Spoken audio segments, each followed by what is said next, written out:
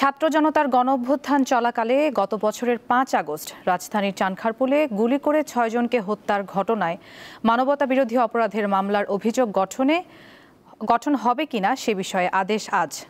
বিচারপতি গোলাম মর্তুজা মজুমদারের নেতৃত্বাধীন ৩ সদস্যের আন্তর্জাতিক অপরাধ ট্রাইব্যুনাল ১ এ বিষয়ে আদেশ দেবে।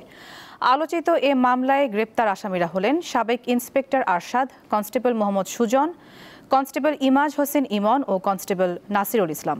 তাদেরকে সকালে ট্রাইব্যুনালে হাজির করা হয়েছে। পলাতক ৪ আসামি হলেন ডিএমপির সাবেক কমিশনার হাবিবুর রহমান, সাবেক যুগ্ম কমিশনার সুদীপ কুমার চক্রবর্তী, রমনা অঞ্চলের সাবেক অতিরিক্ত উপকমিশনার শাহ আলম মোহাম্মদ আক্তারুল ইসলাম, রমনা অঞ্চলের সাবেক সহকারী কমিশনার মোহাম্মদ ইমরুল।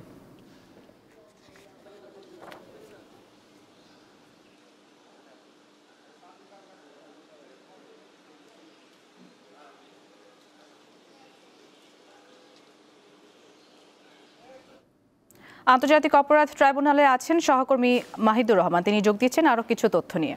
মাহিদুর, আদালতের কার্যক্রমের সবশেষ কি তথ্য আছে আপনার কাছে, আমাদেরকে বিস্তারিত জানান। নুজাত, আন্তর্জাতিক অপরাধ ট্রাইব্যুনাল ১-এ আজকে যে বিচার কার্যটি হওয়ার কথা রয়েছে, চানখারপুলে শিক্ষার্থী আনাস সহ ৬ জনকে হত্যার আরেক ধাপ এগিয়ে যাওয়ার পথে এই বিচার কার্যক্রমটি। বেলা 11:30টার দিকে কার্যক্রম শুরু হওয়ার কথা থাকলেও কিন্তু পূর্ব নির্ধারিত সময়ে হয় নাই, 12টা বেজেও হওয়ার কথা রয়েছে। আমি আপনাকে একটু জানিয়ে রাখি যে আজকে এই বিচার কার্যক্রমের জন্য যে ৪ জনকে আটক করা হয়েছে, সেই ৪ জনকে আজ সকাল 10টা বেজে ট্রাইব্যুনালে উপস্থিত করা হয়েছে এবং এই ৪ জন বাকি ৪ জন আসামি, তদন্ত রিপোর্টে উঠে আসা 8 জনের মধ্যে বাকি 4 জনকে কিন্তু এখনো গ্রেফতার করতে পারেনি। আমি আপনাকে আরেকটু জানিয়ে রাখতে চাই যে তদন্ত প্রতিবেদনে যে রিপোর্টটি প্রকাশিত হয়েছে, সেই রিপোর্টে কিন্তু বলা হয়েছে যে সাবেক স্বরাষ্ট্রমন্ত্রী আসাদুজ্জামান খান কামালের নেতৃত্বে, ওনার নির্দেশনায় এবং চৌধুরী আবদুল্লাহ আল মামুন যিনি আইজিপি ছিলেন, তার কমান্ডে কিন্তু ৫ আগস্ট ছাত্র জনতার আন্দোলনে চানখারপুলে কিন্তু আইনশৃঙ্খলা রক্ষাকারী বাহিনীরা কিন্তু গুলিবর্ষণ করে শিক্ষার্থী আনাস সহ ৬ জনকে মেরে ফেলে।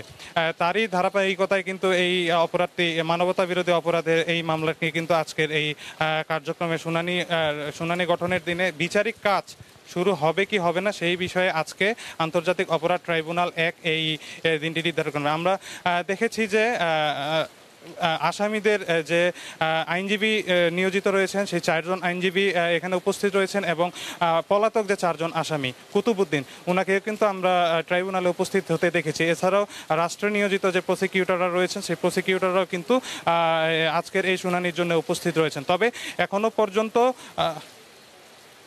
পর্যন্ত কিন্তু বিচারিক কার্যক্রম শুরু হয়নি। বিচারিক কার্যক্রম শুরু হওয়ার পরে যে নির্দেশনা আসবে, নুজহাত, আমি আপনার মাধ্যমে জানিয়ে দেওয়ার চেষ্টা করব। আন্তর্জাতিক অপরাধ ট্রাইব্যুনাল থেকে যুক্ত ছিলেন সহকর্মী মাহিদুর রহমান।